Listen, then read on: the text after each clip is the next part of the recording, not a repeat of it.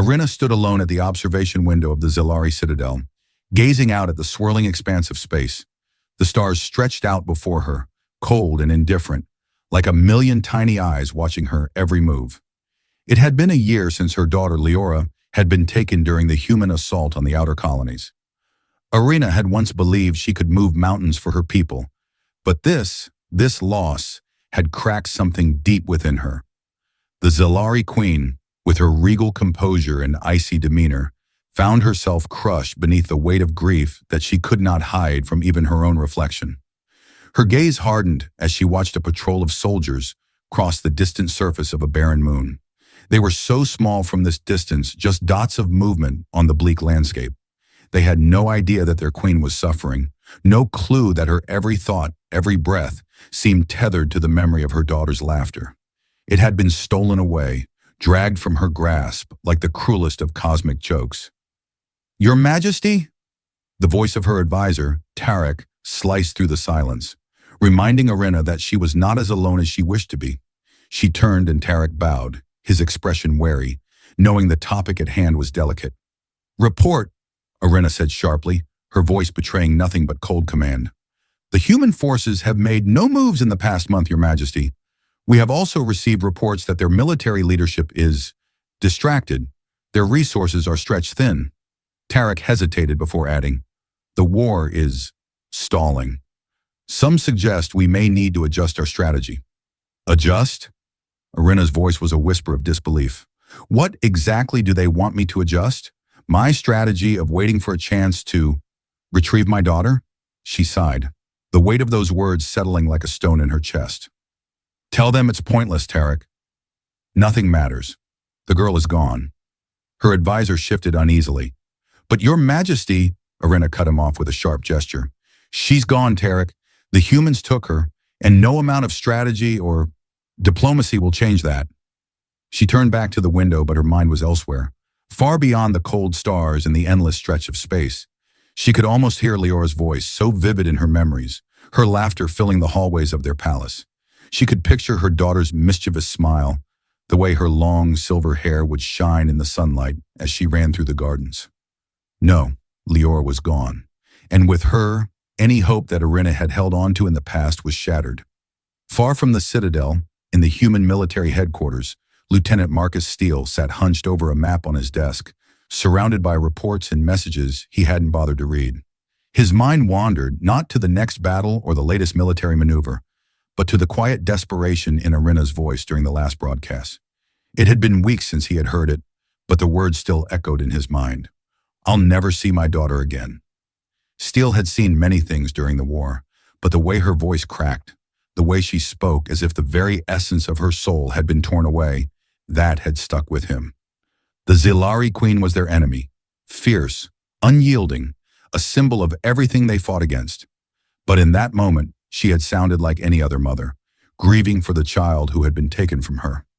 "That's ridiculous," he muttered to himself, swiping a hand over his face. "You're not some bleeding heart fool. She's the enemy." But no matter how hard he tried to push the thought aside, it lingered. Leora. Her name was a ghost that haunted him, refusing to be ignored.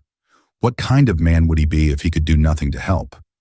Days passed before Steele decided he couldn't live with himself any longer. He was done sitting in his office, pretending that it didn't matter. The thought of Leora, stuck in some human-made cage, tortured for information or worse, gnawed at him. He had to do something, and that something, though it bordered on madness, was clear. He would venture into enemy territory and find the princess. It wasn't the best plan.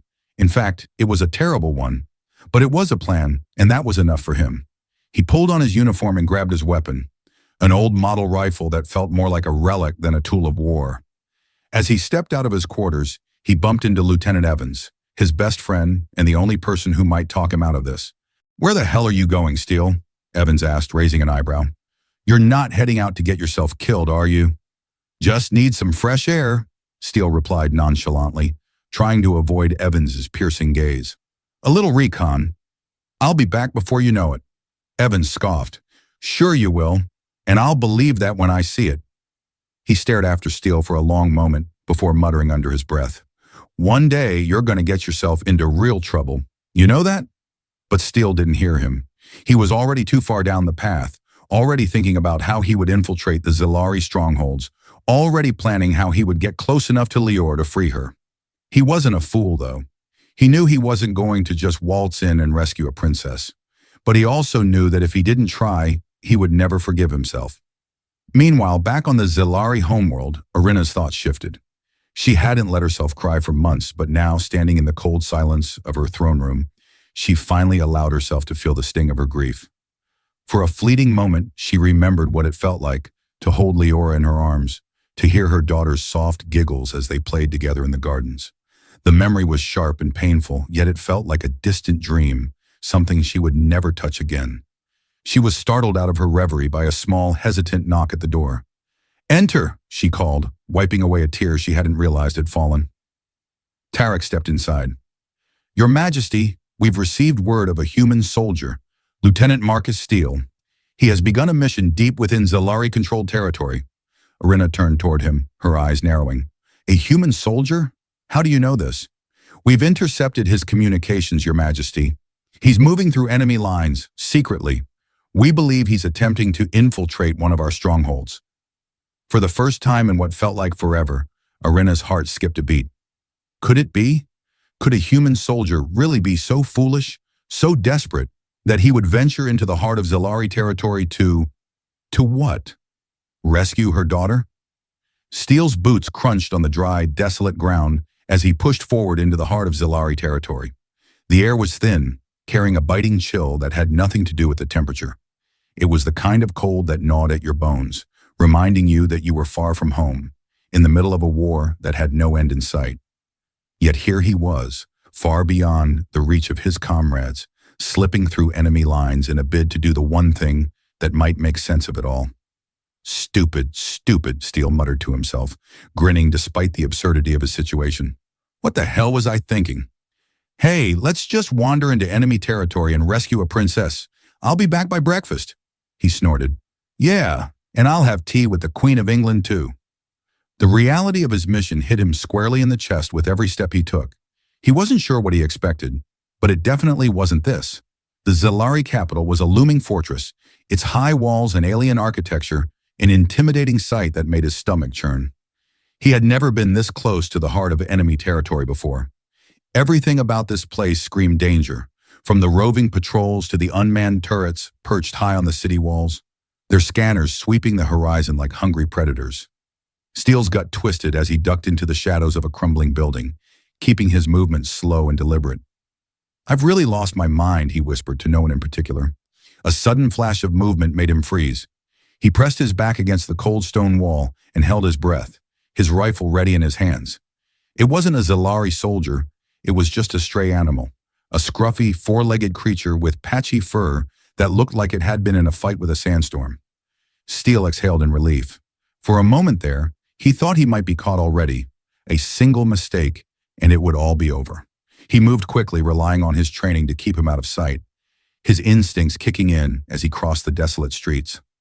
Steele had seen plenty of action in his years with the human military, but nothing had prepared him for this. He wasn't just sneaking past guards anymore. He was infiltrating a fortress built by one of the most advanced and ruthless species in the galaxy. His eyes darted from shadow to shadow, alert for any sign of movement. As Steele approached the outer perimeter of the stronghold, he couldn't shake the feeling that he was being watched. It wasn't just paranoia, it was something more. There was a hum in the air, a low, vibrating energy that seemed to seep into his bones.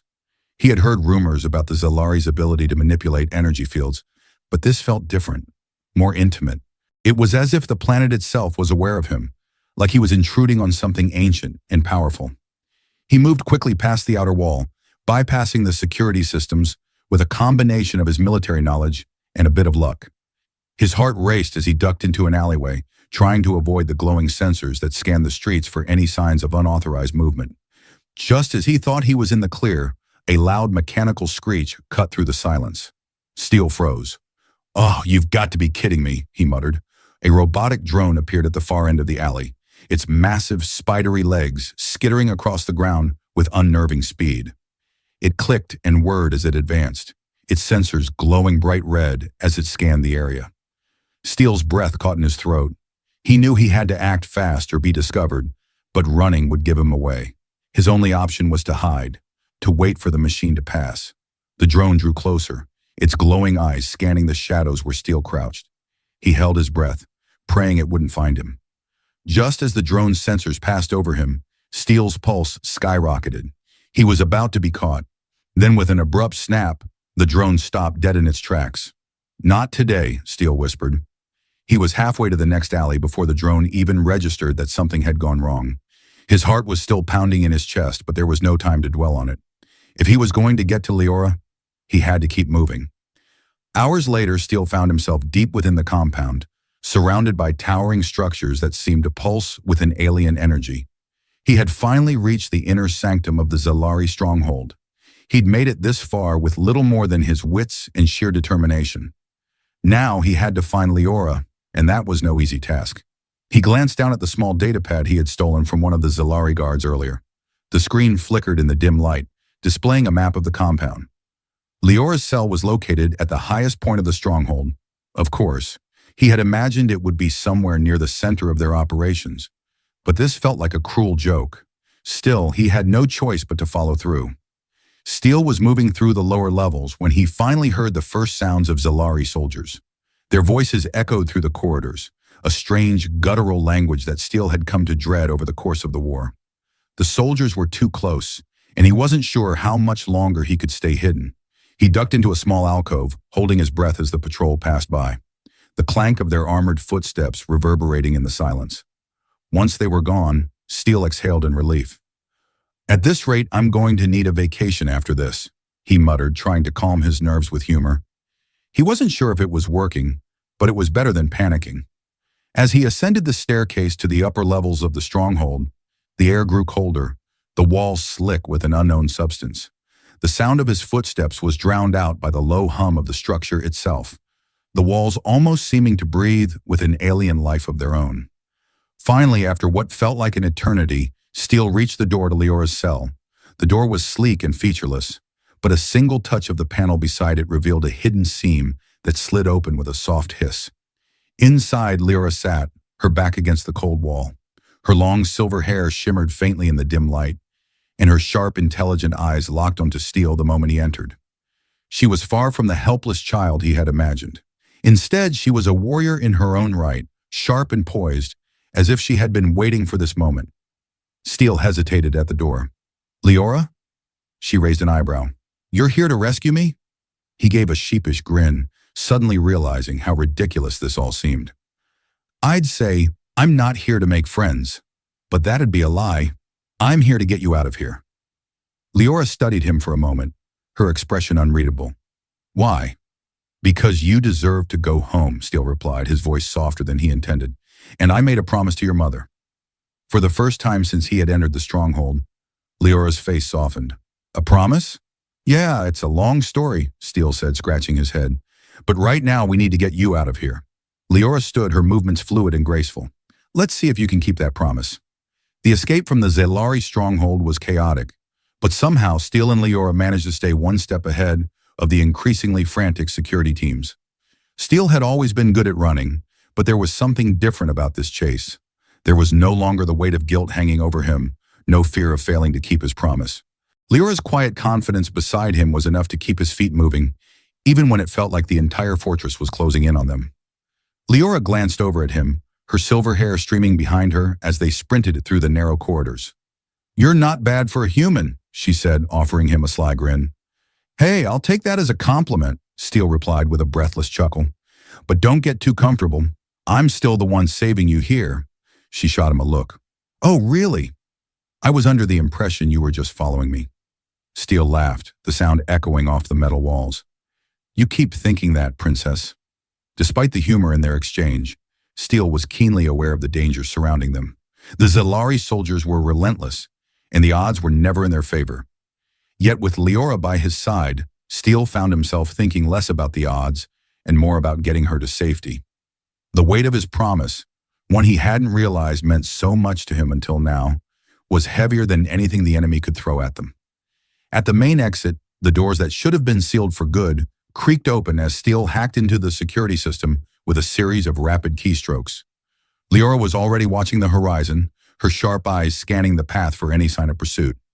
The escape wasn't over until they were out of the compound, and Steele had no intentions of letting anything stop them now. "You know," Steele said as he typed in the last of the codes, "this whole thing would have been a lot easier if we'd had a spaceship with a cloaking device, or, I don't know, some kind of fancy teleportation gadget. Just saying." Leora's expression was calm as always, though there was a flicker of something in her eyes. "If I had those things, I'd still be back home, running the kingdom, not running away from my own people." Steele paused, his fingers hovering over the keyboard. "You don't want to go back?" She met his gaze, her voice softening slightly. "Not under these conditions. I want to see my mother again, but not like this. Not when the entire galaxy is watching." Her lips curled into a wry smile. "Besides, what's a princess without a little adventure?" Steele's smirk faded, and for a moment he saw the weight of what she had been through. For all the power and grace she carried, Leora was still a young woman caught in a war that wasn't of her making. And yet, here she was, running from the very people who claimed to protect her, choosing to trust a human soldier of all people. He finished typing the last command, and the security doors slid open with a soft hiss. They both froze for a moment, the escape path before them wide and open. Then, in perfect unison, they darted through the doors and into the cool night air. "Well, that was anticlimactic," Steele muttered as they dashed into the surrounding wilderness. The compound's lights blinked behind them, the whole structure seeming to shimmer with hostility in the distance. Leora's eyes narrowed. "You're not going to get complacent now, are you?" "Complacent?" Steele chuckled. "I was just admiring the fact that we're still alive." They didn't stop running. They couldn't. Behind them, a series of loud explosions shook the ground. Zilari forces had discovered their escape and were already mobilizing. Steele glanced back briefly, gauging their distance. "Do you have a plan?" Steele asked, breathless. Leora paused, her expression thoughtful. "I do." She reached into the folds of her cloak and produced a small glowing device. "This will help us get out of their range. It's not perfect, but it'll buy us enough time." Steele raised an eyebrow. "You're carrying that the whole time and didn't think to mention it earlier?"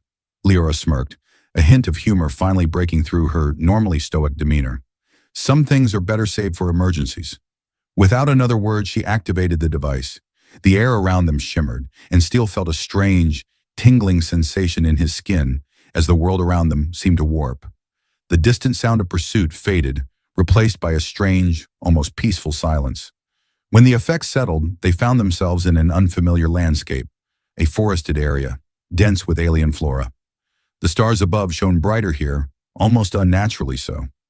"Where are we?" Steele asked, looking around. "A safe place," Leora replied, her eyes scanning the surroundings. "For now." They didn't speak for a long time, both of them catching their breath and trying to grasp the magnitude of what had just happened.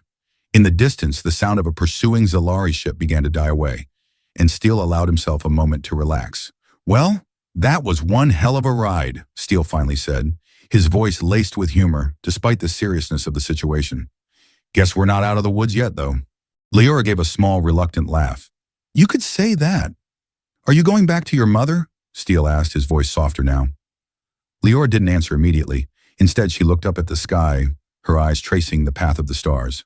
"I will," she said eventually. "But things will be different now. I can't just go back and pretend everything is fine. The war has changed everything, for both of us." Steele nodded. He understood. It wasn't just about the mission anymore, or even about Leora's rescue. It was about understanding that sometimes doing the right thing wasn't as simple as following orders. It was about sacrifice, about finding courage in places you never thought you had. It was about seeing people, your enemies even, as human, even if they weren't. "Well," Steele said, trying to lighten the mood once more, "you've got your work cut out for you. Princess of the Zilari Empire, huh? Can't say I'm jealous." Leora smiled faintly. "It's not as glamorous as it sounds." Steele let out a loud laugh, and Leora joined him, the tension breaking for a moment. As their laughter faded into the night, Steele realized something. He wasn't the same person who had walked into that stronghold weeks ago. He had changed. The weight of his journey, the things he had done, the promise he had kept. It had all shaped him in ways he hadn't expected. In the end, it wasn't about being a soldier. It wasn't about being a hero. It was about being human, doing what you could when the galaxy tried to tear you apart. And in that moment, as the stars glistened above them and the silence of the alien forest embraced them, Steele knew that he had found something worth fighting for. "I guess we'll see where the stars take us now," Steele said, a grin spreading across his face. Leora looked at him, her eyes filled with both determination and hope. "Together, maybe." And with that, the weight of the galaxy didn't feel quite so heavy.